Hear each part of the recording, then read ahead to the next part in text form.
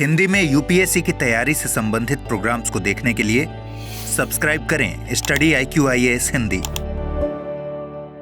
आजकल पूरी दुनिया में एक खास चर्चा चल रही है, नाटो की चर्चा। इस समय दुनिया के कोने-कोने में ये बात हो रही है कि क्या ये वही समय है जब नाटो टूट जाएगा, बिखर जाएगा और नाटो का अंत हो जाएगा। अब इस दौरान इस पूरी चर्चा के पीछे की वजह है अमेरिका के राष्ट्रपति डोनाल्ड ट्रंप। जिस तरह से अमेरिका के राष्ट्रपति डोनाल्ड ट्रंप ने लगातार ग्रीनलैंड को कब्जा करने के लिए अपना रुख बनाया हुआ है, उसकी वजह से यूरोप के देश डोनाल्ड ट्रंप के खिलाफ हुए हैं। और इतना ही नहीं, अब ये पहली बार देखा जा रहा है कि जब नाटो के अलग-अलग सिद्धांत खतरे में पड़ गए हैं, क्योंकि नाटो का ही एक देश नाटो के दूसरे देश के खिलाफ अपनी सेनाओं को तैनात कर रहा है। अब आज तक पूरी दुनिया में जो समूह अपनी सैन्य एकता के लिए जाना जाता था, आर्टिकल 5 जो कहता है कि किसी भी नाटो देश के खिलाफ हुआ हमला पूरे नाटो के खिलाफ हमला माना जाएगा, अब ये सारे सिद्धांत आजकल अपने अस्तित्व के संकट का सामना कर रहे हैं और बात यही है कि क्या ये नाटो का अंत है? ज़रूरी है कि हम इस पूरी चर्चा को अच्छे जाने समझें कि नाटो ने 1949 से आज तक विश्व व्यवस्था में किस प्रकार की भूमिका निभाई है और अगर नाटो ना हो तो आने वाले समय में विश्व व्यवस्था किस प्रकार के गंभीर प्रभावों का सामना कर सकती है। नमस्कार साथियों, मैं कुणाल आप सभी का स्टडी IQIAS हिंदी पे स्वागत करता हूँ और ये नाटो विशेष सेशन आप लोगों के लिए बहुत सारी इंपॉर्टेंट बातें लेके आए। सबसे पहली बात है हमारा आर्टिकल। टाइटल का कहना है would a Trump Greenland take over really and NATO. क्या ट्रम्प ना अगर ग्रीनलैंड पर टेक ओवर करते हैं तो ऐसी स्थिति में क्या नाटो का अंत हो जाएगा? लेकिन संकेत कुछ इस तरह के आ रहे हैं। दरअसल घटनाक्रम ये पहली बार नहीं है। अमेरिका में अलग-अलग राष्ट्रपतियों ने अलग-अलग काल में ग्रीनलैंड के लिए अपना-अपना रुख बताया है और सबका यही कहना है कि ग्रीनलैंड अमेरिका का हिस्सा बन जाना चाहिए। हालाँकि किसी की भी नीति डोनाल्ड ट्रंप की नीति की तरह इतनी अधिक कठोर रूप से सामने देखने को नहीं मिल रही थी, जिस तरह से डोनाल्ड ट्रंप ने प्रतिक्रियाएँ अब तक दी हैं। अब अभी हालिया घटनाक्रम की चर्चा करें तो लगातार डोनाल्ड ट्रंप ने ग्रीनलैंड का मुद्दा उठाया और डोनाल्ड ट्रंप बार-बार यही कह रहे हैं कि ग्रीनलैंड अमेरिका की सुरक्षा के लिए बहुत ज़रूरी है और अगर ग्रीनलैंड पर अमेरिका ने टेक ओवर नहीं किया तो इसके अलावा ये रशिया और चीन दोनों के लिए महत्वपूर्ण केंद्र बन जाएगा क्योंकि आजकल ग्रीनलैंड के आसपास रशिया और चीन दोनों की ही एक्टिविटी बहुत ज़्यादा हो रही है और रशिया और चाइना का इस क्षेत्र में मौजूद होना ये अमेरिका की सुरक्षा के लिए बड़ा खतरा है। इसीलिए इसे अमेरिका के साथ मिल जाना चाहिए। अब इस दौरान डोनाल्ड ट्रंप हर एक विकल्प अपना रहे हैं। साम, दाम, दंड। अभी तक की स्थिति तो यहीं तक पहुंच चुकी है। दरअसल समझा लिया, बुझा लिया, डेनमार्क से बातचीत कर ली गई है, ग्रीनलैंड को भी बोल दिया गया, ये बातें कई बार हो चुकी है। अलग-अलग तरह की दलीलें पेश कर दी गई हैं, बातें कर ली है, कहा गया है कि आप बात कर लो और ग्रीनलैंड अमेरिका को सौंप दो। इतना ही नहीं, दाम भी लगाए जा रहे हैं और अमेरिका के अंदर ये बात चल रही है कि अगर ग्रीनलैंड को लेके डील की जाती है तो कितना पैसा ऑफर करना चाहिए कि ग्रीनलैंड हमारे पास में आ जाए। और दंड की स्थिति तो यहाँ तक पहुँच गई है कि बात अभी ये भी आई है आर्टिकल्स में कि अमेरिका ने अपनी सेनाएँ ग्रीनलैंड के लिए भेज दी है और दूसरी तरफ यूरोप के 8 देशों ने अपनी संयुक्त सेना ग्रीनलैंड में तैनात कर दी है ग्रीनलैंड की सुरक्षा के लिए। अब आज तक हम लोगों ने नाटो को लिए जाना था कि इसकी सैन्य एकता बहुत अच्छी है, लेकिन सोचो नाटो का ही एक देश दूसरे देश के खिलाफ अपनी सेनाएँ तैनात कर रहा है, जो बड़ा अजीब मामला है। अब European military personnel arrive in Greenland, Trump says US need ID. तो जिस तरह से अमेरिका के राष्ट्रपति ने प्रतिक्रियाएँ दी, प्रतिक्रियाएँ बड़ी गंभीर चरण पे पहुँची। इतना ही नहीं, अमेरिका के राष्ट्रपति डोनाल्ड ट्रंप ने ये भी कह दिया कि हम इस ग्रीनलैंड के लिए तो सैन्य बल का इस्तेमाल भी कर सकते हैं, क्योंकि आप जानते हो कि दुनिया की सबसे ताकतवर सेना अमेरिका के पास है। अब इस दौरान यहाँ जब ये सेनाओं का मामला चला, डोनाल्ड ट्रंप की स्टेटमेंट्स काफ़ी ज़्यादा गंभीरता से चलती रहीं, तो फिर इन सभी चीज़ों के बाद यहाँ पर सभी देशों ने, यानी कि जो यूरोप के देश हैं, उन देशों ने ग्रीनलैंड की सुरक्षा के लिए अपनी सेनाएँ भेजी। अब ये मामला कुछ इस प्रकार का था, दरअसल जब ये पूरा घटनाक्रम चल रहा है, तो ग्रीनलैंड, जो केवल अपने आंतरिक मामलों में निर्भर है, बल्कि सैन्य और विदेशी मामलों में सारी स्थिति डेनमार्क के पास में है। यानी कि ग्रीनलैंड आंतरिक मामलों में तो स्वायत्त है, लेकिन बाकी चीज़ों के अंदर यानी कि विदेशी और सैन्य मामलों में डेनमार्क पे निर्भरता है। और इससे पता चलता है कि ग्रीनलैंड का वास्तविक मालिक तो डेनमार्क है, जो डेनमार्क एक यूरोपीय देश है। अब ऐसी स्थिति में सारी बातचीत डेनमार्क के साथ की जा रही है, लेकिन ना तो ग्रीनलैंड के लोग इस मामले में तैयार हैं और ना ही डेनमार्क तैयार है कि ये आइलैंड सौंपा जाए अमेरिका को। अब दुनिया का सबसे बड़ा आइलैंड के ऊपर अमेरिका के राष्ट्रपति डोनाल्ड ट्रंप की नज़र है। तो जब इन्होंने प्रतिक्रियाएँ दी, तो फिर इसके बाद यूरोपियन यूनियन के 8 देशों ने, यानी कि यूरोप के 8 देशों ने अपनी संयुक्त सेनाएँ तैनात कर दी ग्रीनलैंड में। और ये जो 8 देश थे, इन 8 देशों में नाम है Denmark, Norway, Sweden, France, Germany, United Kingdom, Netherland और फिनलैंड का। जब ये बात अमेरिका तक पहुंची कि भाई 8 देशों ने अपनी सेनाएं ग्रीनलैंड की सुरक्षा के लिए तैनात कर दी है और वो ग्रीनलैंड अमेरिका को सौंपना नहीं चाहते, तो फिर इसके बाद अमेरिका के राष्ट्रपति डोनाल्ड ट्रंप ने अपना टैरिफ हथियार निकाला। जिसका इस्तेमाल वो लगातार 1 साल से अलग-अलग देशों के खिलाफ कर रहे हैं। अब डोनाल्ड ट्रम्प ने एक खास अनाउंसमेंट की और इन 8 देशों के लिए कहा कि इन 8 देशों के ऊपर हम तत्काल प्रभाव से 10% के टैरिफ की अनाउंसमेंट करते हैं और ये टैरिफ लागू हो जाएगा फ़रवरी से। तो 1 फरवरी से इस 10% टैरिफ को लागू करने की बात कर दी गई और इतना भी नहीं, साथ-साथ ये भी कहा गया कि ये टैरिफ 25% हो जाएगा जून के महीने से और ये टैरिफ तब तक लागू रहेगा इन देशों के ऊपर जब तक ग्रीनलैंड के लिए एक डील कंप्लीट नहीं हो जाती। अब ये मामला इन देशों के लिए और भी चिंताजनक था। हालाँकि इस दौरान इन देशों ने एक विचार सोचा और वो ये सोचा कि हम एक काम करते हैं, हमारे पास में एक साधन है और वो है गैर ज़बरदस्ती साधन। अगर कोई भी देश इस तरह से व्यापारिक मामलों में या राजनीति के अंदर ज़बरदस्ती करेगा, तो हम इसके बाद में नॉन कॉन्शन जो हमारे पास में एक खास उपकरण है, उसका इस्तेमाल कर सकते हैं, जिसके बाद अमेरिका की सारी वस्तुएँ हमारे क्षेत्रों में आना बंद हो जाएँगी। यूरोप के सारे रास्ते बंद कर दिए जाएँगे। हालाँकि जब ये बातें चल ही रही थी, तो इतनी बातों के बीच में हमने ये देखते हैं कि डोनाल्ड ट्रम्प ने अभी कल ही मतलब अभी 2-3 दिन हुए हैं, तो 2-3 दिन हुए अमेरिका के राष्ट्रपति ने क्या किया कि अपना ये आदेश वापस ले लिया। कहा कि चलो एक काम करते हैं, टैरिफ नहीं लगाते, चीज़ों को सॉर्ट आउट करते हैं। इतना ही नहीं अमेरिका के राष्ट्रपति ने तो अपने बोल भी बदल दिए और कहा कि देखो दुनिया की सबसे बड़ी सेना हमारे पास तो है, लेकिन हम चाहते नहीं हैं कि हम सैन्य बल का इस्तेमाल करें, हम प्यार से चाहते हैं, हम चाहते हैं कि बातचीत से सारी चीज़ें सॉल्व हो जाए। आपको क्या चाहिए आप वो बताइए बस हमें ग्रीनलैंड दे दीजिए, तो ऑफर अलग-अलग चल रहे हैं। अब इस दौरान ये पहली-पहली बार एक खास मंज़र बना हमारे लिए जब हमने देखा कि अमेरिका जो नाटो का लीडिंग कंट्री है, मेन कंट्री है, जिसकी वजह से नाटो की स्थापना हुई थी, तो नाटो के देश उसके खिलाफ ही सेनाओं को तैनात कर रहे हैं। अब जिन 8 देशों की हम लोग बात करते हैं, ये नाटो के इम्पोर्टेंट मेंबर हैं। अब नाटो आज के समय में एक 32 मेंबर बॉडी बन चुका है और ये एक खास सैन्य गठबंधन है। अब इस खास सैन्य गठबंधन के 32 देशों के अंदर वो 8 देश भी शामिल है, जिस पूरे के पूरे मामले में ये शामिल रहे और इनके ऊपर टैरिफ भी लगे, इन्होंने भी सेनाएँ भी भेजी अमेरिका के खिलाफ। कौन-कौन से हैं वो देश, जो इस तरह फिलहाल चर्चा में हैं? तो देखिए सबसे पहला और खास देश डेनमार्क, जो खास तौर पे मालिक है अभी ग्रीनलैंड का, सारे अधिकार इसी के पास में। वहीं इसी के साथ-साथ अब और भी देश यहाँ पर इस स्थिति के अंदर शामिल हमें देखने को मिलते हैं। जैसे कि डेनमार्क के अलावा यहाँ फ़िनलैंड भी मौजूद है, फ्रांस भी मौजूद है, जर्मनी भी मौजूद है। इसी के साथ-साथ यहाँ पर नीदरलैंड भी मौजूद है और वहीं साथ इसमें कहानी जुड़ी हुई है स्वीडन की भी। तो 1, 2, 3, 4, 5 और 6 यूके भी इसमें शामिल है और इसी के साथ एक और देश यहाँ पर जो शामिल होना चाहिए, वो वाला देश है फिलहाल Netherland, Norway, France, Germany, Italy, Sweden sorry Germany, Sweden. तो ये सारे देश तो इनमें से एक देश अभी और जो इस सूची के अंदर मौजूद है। ठीक है? तो ये सारे देशों की कहानी हमें इस तरह से पता चल रही है कि ये सब अलग-अलग तरह से अपना रोल प्ले कर रहे हैं और ये सभी फिलहाल फ़ेवर दिखा रहे हैं डेनमार्क के लिए कि देखिए जी हम डेनमार्क के साथ हैं। डेनमार्क के साथ हमारी स्थिति चल रही थी और वो चलती रहेगी। ये वाली बात भी इन लोगों ने सबके सामने प्रस्तुत कर दी। अब जब ये सारी चीज़ सामने आ गई तो एक तरफ नाटो के देशों की ही एकता दिख रही है और नाटो के एक खास देश के खिलाफ जो इसका सबसे मेन देश है। अब ये नाटो एक ऐसा संगठन है जो 1949 में स्थापित हुआ।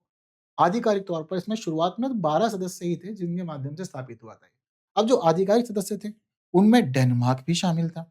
डेनमार्क के साथ-साथ उनमें फ्रांस भी शामिल था। उसके अंदर नीदरलैंड भी शामिल था, नॉर्वे भी शामिल था और यूके भी शामिल था। यानी कि जो देश आज के समय में अमेरिका के खिलाफ खड़े हुए हैं, उन देशों के मामले में तो पता चल रहा है कि ये 8 देश में से 5 देश अभी भी इस सूची के अंदर है। ये भी एक इम्पोर्टेंट कड़ी है। चीज़ें तो बहुत ज़्यादा खास है और दुविधापूर्ण है। अब इसी पूरे घटनाक्रम के बाद ये चर्चा होने लगी कि क्या नाटो का अंत होगा या नहीं होगा? और सबसे बड़ी चीज़ तो ये है कि अगर नाटो का अंत होगा, तो वैश्विक व्यवस्था किस प्रकार से बदलेगी और दुनिया में क्या नया हमें देखने को मिलेगा? ये भी तो विचारणीय प्रश्न है। आइए अब इसी तरफ आगे बढ़ते हैं और जानते समझते हैं कि नाटो का होना और नाटो का ना होना हमारे लिए किस तरह महत्व रखता है और अगर आगे चीज़ें बदली तो क्या गंभीर परिणाम हो सकते हैं, वो सारी बातें समझनी है। So what is NATO? अब नाटो से जुड़ी हुई सारी कहानियाँ हमें समझनी है। सबसे पहले बात करते हैं कि नाटो अस्तित्व में क्यों आया? तो दरअसल नाटो के आने की शुरुआत हो जाती है 1945 के बाद। दरअसल 1945 में दूसरा विश्व युद्ध खत्म होता है। लेकिन दूसरे विश्व युद्ध के खत्म होना वैश्विक व्यवस्था के लिए शांति नहीं थी, क्योंकि यहाँ एक नई उथल-पुथल शुरू हो रही थी और वो नई उथल-पुथल शुरू होती है कोल्ड वॉर के।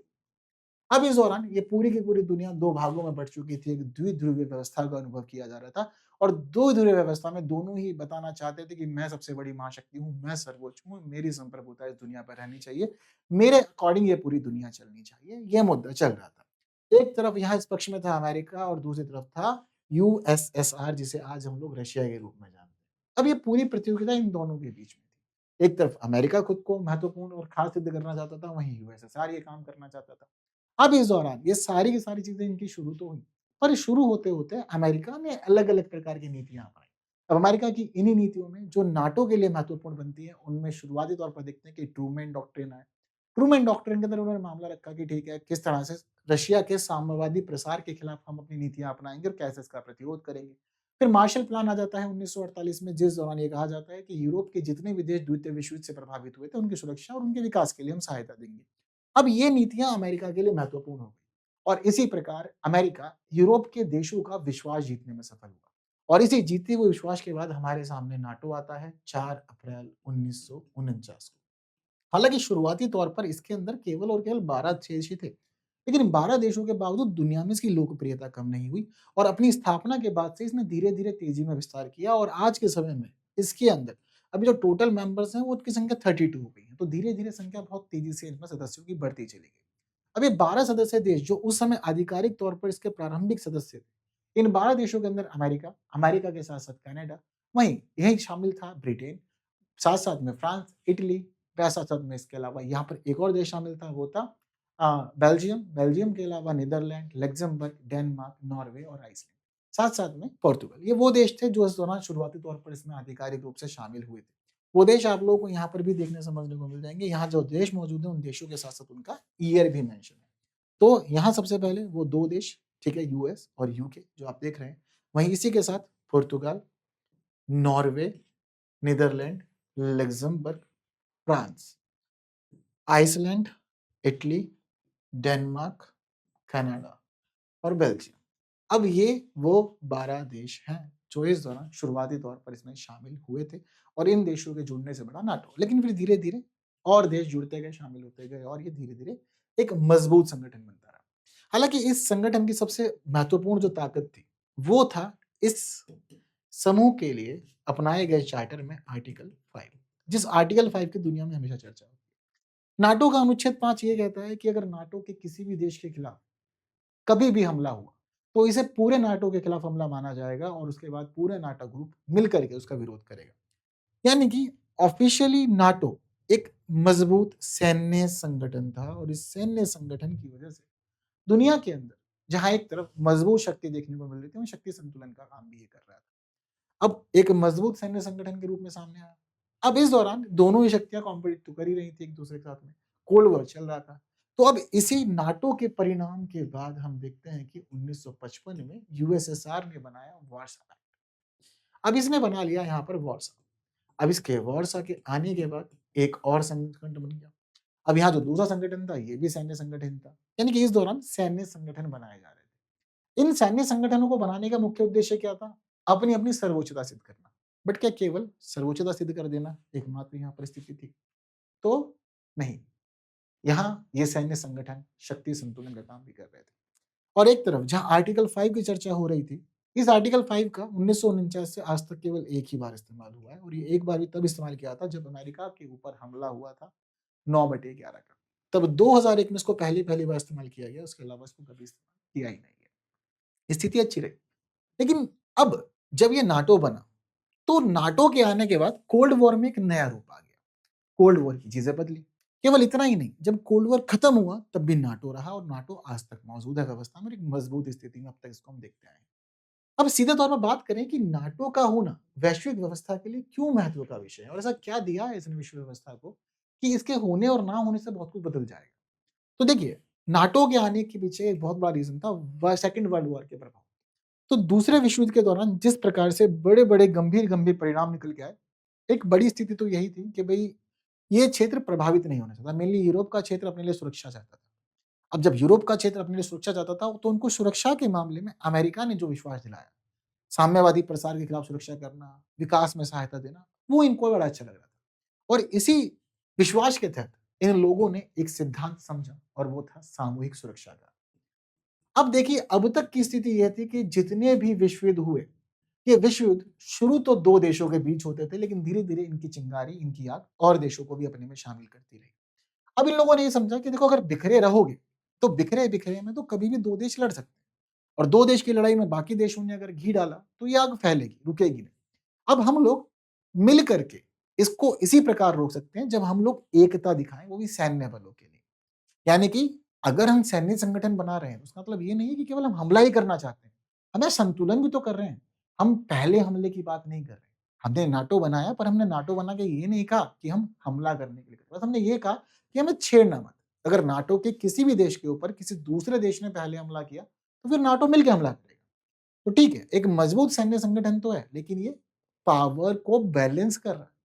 और इसी वजह से आगे युद्धों को रोकना भी संभव है। ये महत्व यूरोप के सभी देशों ने समझा, और जैसे-जैसे इसके महत्व को समझा गया, ये सामूहिक सुरक्षा का सिद्धांत मजबूत हुआ। और हो सकता है कि रशिया जिस तरह से साम्यवादी प्रसार कर रहा था, चीज़ों को लागू कर रहा था, अगर नाटो नहीं होता तो ये जितने देश इनमें शामिल हुए, हो सकता था कि इनमें से कुछ देशों पर हमला भी हो जाता। और हमला होने के बाद वैश्विक व्यवस्था में एक तीसरा विश्व युद्ध भी हो जाता। लेकिन नाटो के सैन्य संतुलन ने इस दौरान एक पूरी तरह से प्रतिरोध का काम किया और किसी भी देश को नाटो देशों के खिलाफ हमला करने से रोका, क्योंकि पता था कि एक पे हमला हुआ तो सब मिलकर के उसके बाद हमला कर देंगे, जो कि भारी पड़ सकता है। तो यहाँ बैलेंस ऑफ पावर हुई। सामूहिक सुरक्षा का सिद्धांत बड़ा महत्वपूर्ण रहा, इंपॉर्टेंट रहा। सबसे जरूरी चीज आर्टिकल 5 वाली। अब सामूहिक सुरक्षा के मामले में तो महत्वपूर्ण हो ही गया। इसी के साथ साथ यहाँ पर इन्होंने शक्ति संतुलन पूरी की पूरी विश्व व्यवस्था में स्थापित कर दिया। क्या बात केवल यहीं तक थी? तो नहीं। अब इस दौरान नाटो केवल एक सैन्य बल ही नहीं था, केवल एक सैन्य शक्ति ही नहीं थी, बल्कि नाटो यूरोप के छोटे देशों के लिए एक बहुत बड़ी उम्मीद थी, और अभी तक बना भी हुआ है। नाटो यूरोप के छोटे देशों के लिए गंभीर उम्मीद रहा, हमेशा से उम्मीद रहा। क्योंकि जिस तरह से यूरोप में छोटे-छोटे देश हैं, इन छोटे-छोटे स्वतंत्र यूरोपीय देशों ने इस दौरान ये देखा कि हम अकेले नहीं कर सकते सभी चीज़ों को, लेकिन हाँ, मिल कर के तो हम कर सकते हैं। तो ये उम्मीद बनी, सामूहिक सुरक्षा के तहत छोटे-छोटे यूरोप के देशों के लिए सुरक्षा बनी। और हाँ, इन छोटे देशों के ऊपर या तो आस-पास के देश हमला करते या कोई दूर का देश हमला करता और अपना इनको उपनिवेश बना लेता, अपने कब्जे में कर लेता। लेकिन हाँ, इन छोटे देशों के लिए एक उम्मीद की किरण ये नाटो बन के सामने आया, इसने चीज़ों को सुरक्षित बनाया। इसके अलावा अगर हम बात करें यूरोप के पूर्वी हिस्से की, तो यहाँ तो बाल्टिक जो देश हैं, वो तो और भी बहुत छोटी-छोटी स्थितियों में हैं और हर तरफ पानी से घिरे हुए हैं, उनका महत्व भी बहुत ज़्यादा है। ये देश तो और भी अधिक संवेदनशील थे, लेकिन इन देशों की सुरक्षा के लिए बड़ा इंपॉर्टेंट रोल प्ले किया। इसी के साथ जहाँ एक तरफ यूरोप के अंदर शक्ति संतुलन हुआ, साथ-साथ सामूहिक सुरक्षा का सिद्धांत था, यूरोपीय देशों की सुरक्षा हुई। वहीं दूसरी तरफ इस नाटो ने आकर के कुछ देशों को अपनी नीतियों का प्रसार करने से रोका। शुरुआती तौर पर अगर हम बात करें तो रूस, और इसके साथ हम ऐड कर सकते हैं चीन। ये दुनिया के दोनों ऐसे देश हैं जिन्होंने साम्यवादी विस्तार के लिए मुहिम शुरू करी हुई है।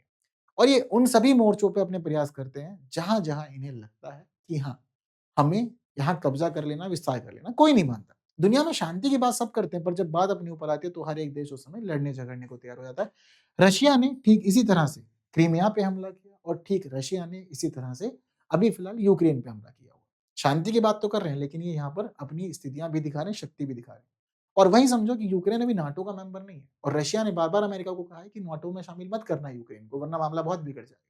इसलिए अमेरिका ने रशिया यूक्रेन वॉर को खत्म करने के लिए पहली दलील रखी है कि ठीक है, नाटो के अंदर यूक्रेन को शामिल नहीं करेंगे। बात तो यहाँ पर चीन भी नहीं मानता। चीन एक तरफ ताइवान को लेकर के बहुत ज़्यादा अग्रेसिव है, वहीं दूसरी तरफ भारत के अरुणाचल को लेके भी अग्रेसिव है। इसकी नीतियाँ भी ऐसी हैं।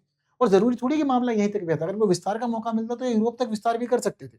और रशिया ने तो पूरी की पूरी मुहिम इसी तरह चलाई थी। वार्सो पैक्ट में इसने नाटो को ही तो फॉलो किया था और दुनिया के अलग-अलग देशों को जोड़ा अपने समूह के अंदर। तभी तो पूरी की पूरी विश्व व्यवस्था द्विध्रुवीय व्यवस्था हो गई थी। वो चीज़ें वहाँ पर भी बिगड़ी थी, तो इम्पोर्टेंट था। और वहीं इस दौरान जहाँ अमेरिका को इन सभी देशों का साथ मिला, तो अमेरिका एक मजबूत शक्ति के रूप में उभरा और अमेरिका एक मजबूत तत्व बना। और इसी वजह से आज भी हम देखते हैं कि दुनिया के अंदर एक बहुत ही मजबूत सेना बना रखी है अमेरिका ने, वो एक मजबूत स्थिति में है, और इसी वजह से अमेरिका रशिया और चीन के प्रभावों को रोकने में भी मदद करता है। ये भी तो एक इंपॉर्टेंट एस्पेक्ट है। अब इन सभी चीज़ों के आधार पर अब लास्ट में जिस तरह से नाटो आया, वार्सा आया, तो इन सभी ने आकर के नियम आधारित व्यवस्थाएँ तैयार कर दी। हालाँकि नाटो का विखंडन तो रशिया के विखंडन, यूएसएसआर के टूटने के साथ हो गया था। लेकिन अब एक नियम आधारित व्यवस्था पूरी दुनिया के अंदर तैयार हो गई। क्योंकि सबको पता था कि क्या करने से क्या हो सकता है, क्या ना करने से क्या नहीं हो सकता है। और इसी के साथ इन सभी मोर्चों में भारत को अपने लिए एक अलग डायमेंशन मिल गया। भारत ना तो पहले विश्व में गया, ना दूसरे विश्व में। भारत ने अपने लिए तीसरे विश्व की संकल्पना बनवाई। वो कह रहा है मैं गुटनिरपेक्ष रहूँगा, मैं उसी में ही ठीक। लेकिन दुनिया जो है वो द्विध्रुवीय विश्व में इस दौरान बटी थी, और चीज़ें इस तरह से बिगड़ी। तो नाटो का महत्व दुनिया के अंदर केवल एक सैन्य संगठन के रूप में नहीं है, बल्कि दुनिया के अंदर जो तीसरा विश्व युद्ध नहीं हो पाया, उस जगह पर एक बड़ी भूमिका नाटो की रही है। क्योंकि पहला विश्व युद्ध, दूसरा विश्व युद्ध यूरोप के अंदर ही रहे। सारी चीज़ें वहीं पे बिगड़ी, और अगर ये एक मजबूत सैन्य बल वहाँ नहीं होता, तो तीसरा विश्व युद्ध की चिंगारी भी भड़कती और बड़ी आग लगती, इसकी पूरी संभावना है। और अब जिस तरह से हम लोग ये बातें कर रहे हैं कि नाटो का अंत होने वाला है या नाटो टूटने वाला है, अब ये समझिए कि जिसका इसका महत्व रहा है, ये सारा महत्व अब एक नए डायमेंशन में हम लोग को देखने को मिल सकता है और नाटो के ना होने पे कुछ ऐसे गंभीर परिणाम हम लोगों को देखने को मिल सकते हैं। अब नाटो अगर ना हो तो क्या होगा? सबसे पहली और ज़रूरी चीज़, दुनिया के अंदर जो इस समय बैलेंस ऑफ पावर हुआ हुआ है, ये बैलेंस ऑफ पावर खत्म हो जाएगा। इसी बैलेंस ऑफ पावर का एक बहुत बड़ा जो भी लेटेस्ट एग्जांपल हम लोग के पास में वो ग्रीनलैंड ही है। ग्रीनलैंड के मामले में बेशक नाटो वर्सेस नाटो की कहानी चल रही है, लेकिन उसके बावजूद ये समझ लीजिए कि अभी भी यहाँ पर चीज़ों का बैलेंस है, मेंटेन कर रहा है। डोनाल्ड ट्रम्प को पैर पीछे खींचने के लिए नाटो के सिद्धांतों ने ही मजबूर किया। क्यों नाटो के देशों की यहाँ पर जो स्थिति है डोनाल्ड ट्रम्प की, वो ये भी तो पता चल रही है ना कि क्यों डोनाल्ड ट्रम्प ग्रीनलैंड के लिए एग्रेसिव नहीं हो। पता है डोनाल्ड ट्रम्प को कि सारे देश नाटो वाले हैं, सारे मेरे खिलाफ खड़े हो जाएंगे, मेरा सैन्य संगठन टूट जाएगा और मेरा सैन्य संगठन टूटा तो पूरी दुनिया नए रूप में पहुंच जाएगी। अमेरिका के मामले में फिर चीन को और रशिया को आगे बढ़ने का मौका मिलेगा, नई नई शक्तियां उभरेंगी और नए नए केंद्र बनेंगे शक्ति के। उसके बाद मेरी स्थिति कमजोर पड़ेगी क्योंकि जहां हम नाटो के अंदर हैं, एक नीति चलती है हमारी कि मिलकर के सामना करेंगे, वहां ये मेरे लिए भी तो मददगार है। अगर कल को टूट गए तो मेरे खिलाफ भी तो साजिशें हो सकती हैं, नुकसान मिलेगा मेरे को भी। वो चीजें समझ रहे हैं ना, ये देश मुझे हर एक पहलू में मदद करते हैं, मेरे खिलाफ चीजों को होने से रोकते हैं। यूरोप मेरे खिलाफ एक बड़ा गढ़ नहीं बन पा रहा, वो नाटो का रोल है, वरना यहाँ यूरोप का इस्तेमाल अमेरिका के खिलाफ भी किया जा सकता था। सभी चीजें पॉसिबल है। तो अगर नाटो नहीं रहा तो ये समझो कि सबसे पहली जो दिक्कत है, पहला जो प्रभाव पड़ेगा नाटो के न रहने पर, वो बैलेंस ऑफ पावर का खत्म होना रहेगा। क्योंकि इस दौरान अब जो सामूहिक सुरक्षा का सिद्धांत है, वो सामूहिक सुरक्षा का सिद्धांत टूट जाएगा, सामूहिक सुरक्षा खत्म हो जाएगी और सामूहिक सुरक्षा खत्म होने के बाद में अब इंडिविजुअल व्यक्तिगत सुरक्षा चलेगी। हर एक देश अपने स्तर पर अपनी-अपनी रक्षा करेगा। अब जब ये सिद्धांत व्यक्तिगत सुरक्षा पे आ जाएगा तो सबसे बड़ी दिक्कत है छोटे यूरोपीय देशों को। क्योंकि छोटे यूरोपीय देशों को या तो अपना खुद का एक ग्रुप बनाना पड़ेगा और ये जानते हैं कि ग्रुप बना करके थोड़ी मजबूत स्थिति हो सकती है। बट अपना खुद का ग्रुप बनाना और अमेरिका से अलग हो जाना, इसका मतलब ये है कि छोटे देशों के ऊपर एक बड़ा खर्च पड़ेगा सैन्य मजबूती का। इनका सैन्य खर्च बढ़ेगा, इनको फिर दोबारा से अब पुनः सशक्तिकरण पे काम करना पड़ेगा, स्वतंत्र यूरोपीय सेनाएँ इनको बनानी पड़ेगी, छोटे-छोटे देश मिल-जुल इस तरह ग्रुप बनाएँगे। और इस दौरान अगर ये समझो कि जो पूर्वी यूरोप के बाल्टिक हिस्से वाले क्षेत्र हैं, अगर वो देश शामिल नहीं हुए, तो उनको तो बहुत ही आसानी से कब्ज़ाया जा सकता है, कोई भी कभी भी कब्ज़ा लेगा, उनकी तो सुरक्षा, उनकी प्रभुता कभी भी नष्ट की जा सकती है। बड़ा नुकसान मिलने वाला है उन देशों को, ये भी परिणाम वाले हैं। ये इम्पोर्टेंट चीज़ है, खास चीज़ है, नहीं पता लग रही है। अब जहाँ एक तरफ नाटो टूटा, तो नाटो के टूटने की वजह से सबसे बड़ा प्रभाव किस पे पड़ेगा? अमेरिका पे। अमेरिका सीधा कमज़ोर। अब जो एक विश्वास था, वो विश्वास खत्म हो जाएगा। यानी कि अब तक जिस विश्वास के तहत नाटो चल रहा था, विश्वास खत्म। और विश्वास खत्म होने का मतलब ये है कि जो यूरोप की स्थिति है, वो यूरोप अब अमेरिका के खिलाफ हो जाएगा। और जैसे ही यूरोप अमेरिका के खिलाफ होगा, तो अमेरिका के लिए यूरोप का यही कहना है कि देखो हमने विश्वास किया था, लेकिन आपने ग्रीनलैंड की वजह से हमारे ऊपर ही हमला किया, हमें नुकसान पहुँचाया। अब विश्वास नहीं हो सकता क्योंकि ये आपका डोमिनेंस नहीं झेला जाएगा। जहाँ ये विश्वास कमज़ोर होता है यूरोप का, यूरोप के इस कमज़ोर होते हुए विश्वास का फ़ायदा कौन उठाएगा? Exactly, exactly. और यही स्थिति समझो, जिस समय रशिया ने यूक्रेन पे हमला किया था, तो अभी भी यूरोप ने अमेरिका के साथ मिलकर इसका विरोध किया हुआ है, सैंक्शंस लगाए हुए हैं, चीज़ों को मेंटेन कर रहे हैं। नहीं कर रहे हैं बहुत अच्छा आर्थिकली, चीज़ें रोक दी ना, प्रतिबंध लगा दिए। सोचो, अगर रशिया यूक्रेन पे हमला करता और नाटो नहीं होता, तो अकेला अमेरिका क्या करता? क्योंकि पूरा यूरोप तो फिर हो सकता था इसके फेवर में चला जाता, कुछ भी हो सकता था। बट नहीं, नाटो के सिद्धांत में अमेरिका और पूरे के पूरे यूरोप देश साथ में लगा हुआ है। वो आपसी विश्वास को मेंटेन किए हुए हैं और जो नीतियाँ हैं नाटो की प्रायोरिटी पे रख के रशिया का विरोध कर रहे हैं। अगर नाटो नहीं रहा, अमेरिका कमज़ोर होते ही यूरोप के अंदर अमेरिका के लिए विश्वास खत्म और उसके बाद इसका फ़ायदा रशिया और चाइना मिल करके उठाएँगे। इस दौरान एक सबसे अलग चीज़ जो होगी वो रहेगी भारत के लिए। भारत ने दुनिया के लिए अलग-अलग इस समय पहलें शुरू की हुई हैं। जैसे कि सबसे बड़ी जो खास पहल है वो है भारत की ग्लोबल साउथ। और भारत चला जाएगा फिर दोबारा अपनी नॉन अलाइनमेंट पे, गुट निरपेक्षता पे। भारत जब इन सिद्धांतों पे रहेगा तो भारत को पहले ही पता है कि रशिया हमारे लिए खास रहा है। भारत अमेरिका से डिस्टेंस मेंटेन करता है, जैसे कि हम लोगों ने भी टैरिफ वॉर में भी देखा। रशिया हमारे लिए बहुत खास बना हुआ है शुरुआत से और रशिया हमारे लिए आज भी खास है। भारत और रशिया, ये झुकाव उस समय मेंटेन रहेगा। अगर ये दोनों देश साथ रहें, तो भारत ग्लोबल साउथ को टर्न कर सकता है रशिया के फेवर में। एक खास पॉइंट जो रशिया को फेवर करेगा। अगर सपोज़ करते हैं कि ये नहीं हुआ, ग्लोबल साउथ को टर्न नहीं किया गया रशिया की तरफ, तो भारत ग्लोबल साउथ के साथ मिल करके एक नया ध्रुव भी तैयार कर सकता है। जो नया ध्रुव विकास की बात करेगा और ये काम भारत के लिए आज तो बहुत ज़्यादा आसान है। जिस समय हमारा देश आज़ाद हुआ था, उस समय ही भारत ने नया ध्रुव बना दिया था, जिसको तीसरी दुनिया कहा जाता था। और यही काम भारत आज कर सकता है और आज तो भारत बड़े मजबूती से बहुत ही अच्छे रूप में सारा का सारा काम कर सकता है। यानी कि नाटो के टूटने से भारत का एक ऐसा पक्ष है जहां पर नए अवसर खुल रहे हैं।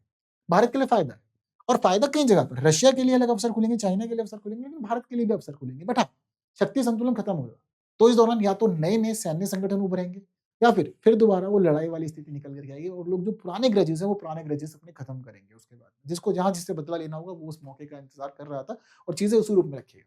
अब यहाँ जो नाटो एक बड़ा ध्रुव बना हुआ था वो ध्रुव अब टूटेगा और इस ध्रुव के टूटने के बाद व्यवस्था जो है वो एक बहुध्रुवीय व्यवस्था भी हो जाएगी और इस बहुध्रुवीय व्यवस्था के अंदर पता चलेगा हम लोग को कि आगे पूरी दुनिया में अलग अलग महाद्वीप में अलग अलग न्याय गुट होंगे। ये भी हो सकता है कि सब लोग मिलकर के अमेरिका के खिलाफ ही मोर्चा खोल दें, क्योंकि अमेरिका ने पूरी दुनिया को इस दौरान बहुत परेशान किया है और कोई अमेरिका के खिलाफ कुछ कर नहीं सकता। उसमें नाटो एक बड़ा रीजन है और साथ साथ अमेरिका की सैन्य ताकत बड़ी रीजन है। ये भी परेशानी वाली चीज है।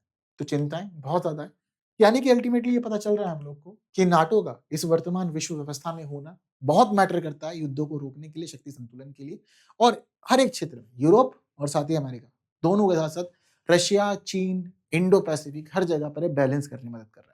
भारत के जहाँ कुछ नेगेटिव एस्पेक्ट्स हैं अमेरिका के साथ में, वहीं कुछ पॉजिटिव एस्पेक्ट्स भी हैं। लेकिन नाटो के जो मेंबर्स हैं उनमें से अधिकतर मेंबर्स के साथ भारत पॉजिटिवली ही रिलेशनशिप मेंटेन कर रहा है, यानी कि भारत की चीजें अच्छी हैं। भारत को कोई सैन्य खतरा या चिंता करने की जरूरत नहीं और हमारा कोई तनाव भी नहीं है। लेकिन नाटो टूटता है तो रशिया के लिए और साथ साथ चाइना के लिए बहुत सारे मौके लेकर के आएगा, नए नए देशों के लिए मौका लेके आएगा और उन देशों के लिए संकट बनेगा जो आज छोटे होकर के भी अस्तित्व बनाए हुए हैं, लेकिन आगे आने वाले समय में छोटे होने पर उनका अस्तित्व बचेगा या नहीं बचेगा, ये एक बहुत बड़ा प्रश्न चिन्ह चलेगा। तो क्या लगता है क्या होगा अब आगे, ये दुनिया किस तरफ जाएगी, क्या रहेगा क्या नहीं रहेगा और आगे क्या हो सकता है, क्या किया जाना चाहिए? What a head. ये बात अब आपके जिम्मे है और ये वाली बात आप लोग मुझे बताएंगे कमेंट बॉक्स में। फिलहाल एक जो मल्टी डायमेंशन चीजें समझनी थी नाटो के लिए, मुझे लगता है कि वो आप अच्छे समझ गए, आपको पता लगा है कि नाटो क्यों दुनिया के लिए महत्व रखता है। क्लियर हुआ ना? अब कमेंट करना, आपकी बारी है। इसी के साथ आपको बताना चाहता हूँ कि जो भी लोग द हिंदू माध्यम से या फिर जो लोग रोज करंट अफेयर की तैयारी करना चाहते हैं वो जुड़ सकते हैं मेरे साथ, क्योंकि रोज सुबह 9 बजे हम लोग न्यूज़पेपर एनालिसिस एडिटोरियल डिस्कशन करते हैं study IQ IAS Hindi channel पे और ये सारा काम हिंदी में होता है। तो द हिंदू न्यूज़पेपर अगर हिंदी में पढ़ना है, बहुत अच्छे से पढ़ना है, तो जुड़िए मेरे साथ रोज सुबह 9 बजे। केवल इतना ही नहीं, इसी के साथ स्टडी IQ आप सभी लोगों के लिए 77वें गणतंत्र दिवस के अवसर पर एक बहुत ही खास सेल लेकर के आया आप लोग, ताकि स्टडी IQ के साथ जुड़ करके अच्छी तैयारी कर सकें। तो गणतंत्र दिवस है 77वां, इसलिए हम लोग मना रहे हैं 77th रिपब्लिक डे के साथ 77% की सेल। तो इस दौरान जुड़िए हमारे साथ हमारे किसी भी कोर्सेज में और आपको कोड यूज करना है और वो कोड है KL लाइव।